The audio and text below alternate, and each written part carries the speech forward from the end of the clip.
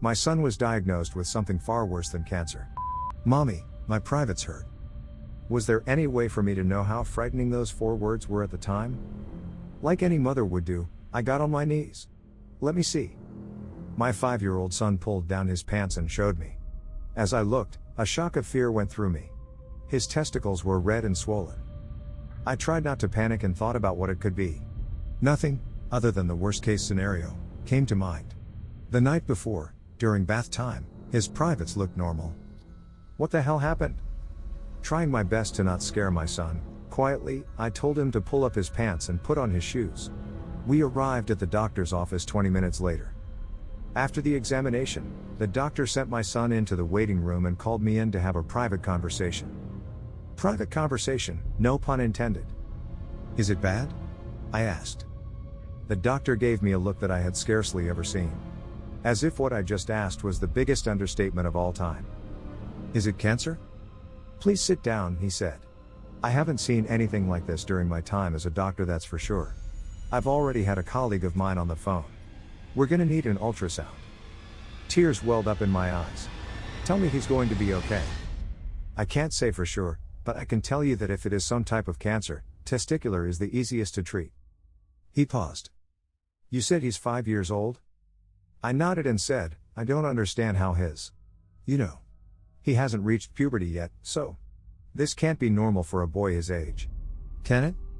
Before we jump to any conclusions, the doctor said, we need to see the ultrasound. Before paying for the visit, the doctor handed me a note with the date and location of the hospital where the ultrasound would be done. He also advised that I set an ice pack over my son's groin every 2 hours in case the irritation got worse. First thing the next morning, I drove to the address on the note and met with a man named Dr. Jasper Harris.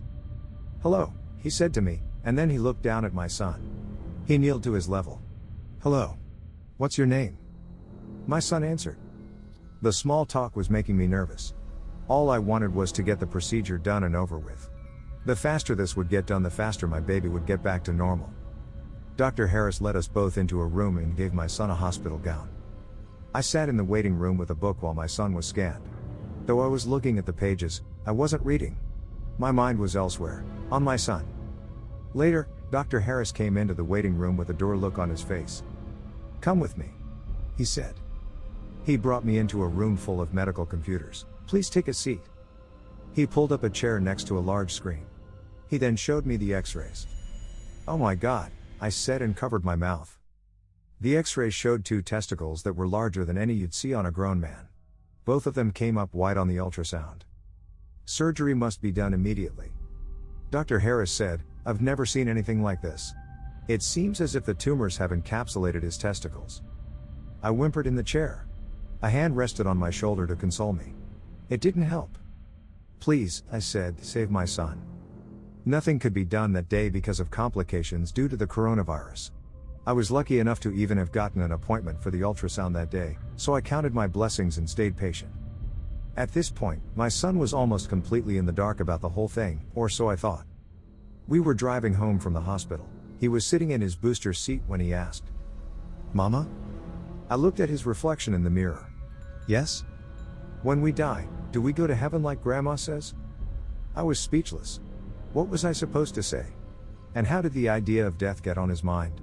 Did the doctor say something to him? Was it just a coincidence? Or was there some kind of primal intuitiveness that made him aware of how severe his illness was? A single tear slipped down my cheek. I don't know, baby. He lay there on the operating table, unconscious. The surgeon and his helpers were shuffling about, preparing for the incision of the cancerous bulbs hanging between my son's legs. Before my son was put under, he cried and made it clear that he wanted me in the room while the surgery was performed. I want you with me, he'd said. To me it sounded as if he hadn't finished the sentence, as if he was trying to say, I want you with me in case I die. I stood in the corner of the cold operation room wearing a medical apron, rubber gloves, face mask, and a pair of goggles. I was looking at my feet, waiting for the inevitable. Would he be a freak to his peers? An outcast to society? Would he ever find someone to love him? Not as a mother, but as a lover? These strange, unwanted thoughts floated in my mind like a rocket on a predetermined trajectory through the star systems of the cosmos. They told me not to watch if I didn't want to. I wasn't, but once I heard the scalpel cut through flesh, there was this sound. A wriggling sound. A sloppy, greasy, writhing sound. The bodies of the medical professionals surrounded my son, so I was unable to see him. I stood on my toes, but I still wasn't tall enough to see. "Oh my God," a nurse said. "What the?" the surgeon said through his covered face. Wet slapping sounds came. Something was dropping on the room's floor. Blood? The doctor and nurses stood back. One nurse yipped and dropped a stainless steel tool she had been holding. She ran out of the room, the doors swinging behind her. The sound of wet drip still came. I looked at the surgeon's feet.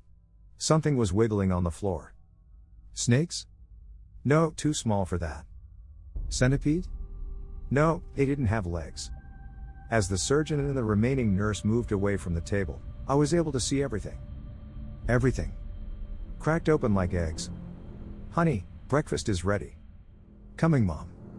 "Mommy?" "Yes?" "My private's hurt." "Parasite?" Wet goo and slime from a world far beyond the comprehension of the human imagination spewed out from between my baby's legs. But no. Let's not be too melodramatic. I'll just say it clearly and simply, my son's testicles had a nest of fucking worms inside of them. They writhed and squirmed and moved and slopped over the table, down to the floor, and over the shoes of the surgeon and nurse. And guess what? Next thing I remember was blackness.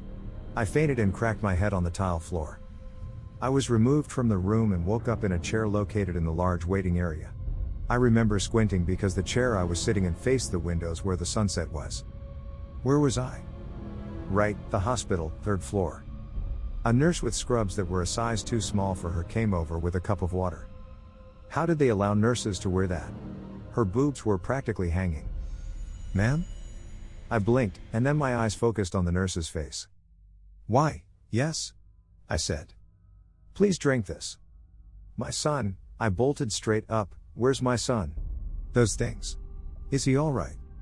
Water tipped over the rim of the paper cup as she put a hand on my shoulder to sit me back down. "He's fine," she answered. "There were just a few minor complications." "Minor complications?" "Ha, very funny, wiggle wiggle woo. He lost some blood, but the procedure is over. You can see him in a few hours." I talked to the surgeon about what happened at the operation table.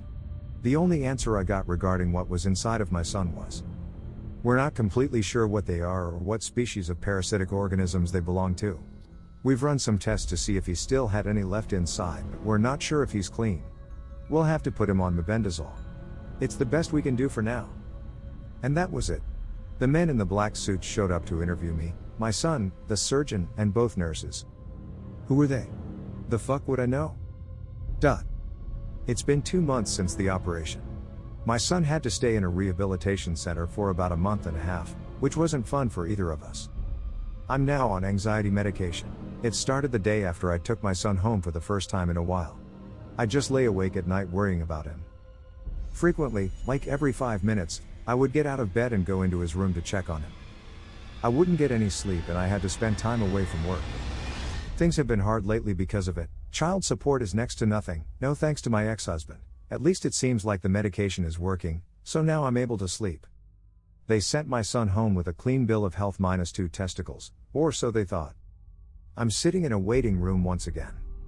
Yesterday, while eating a bowl of cereal and watching the Idiot Box, my son stepped out of his bedroom and shuffled into the kitchen. He said 4 words. "Mommy, my eyes hurt."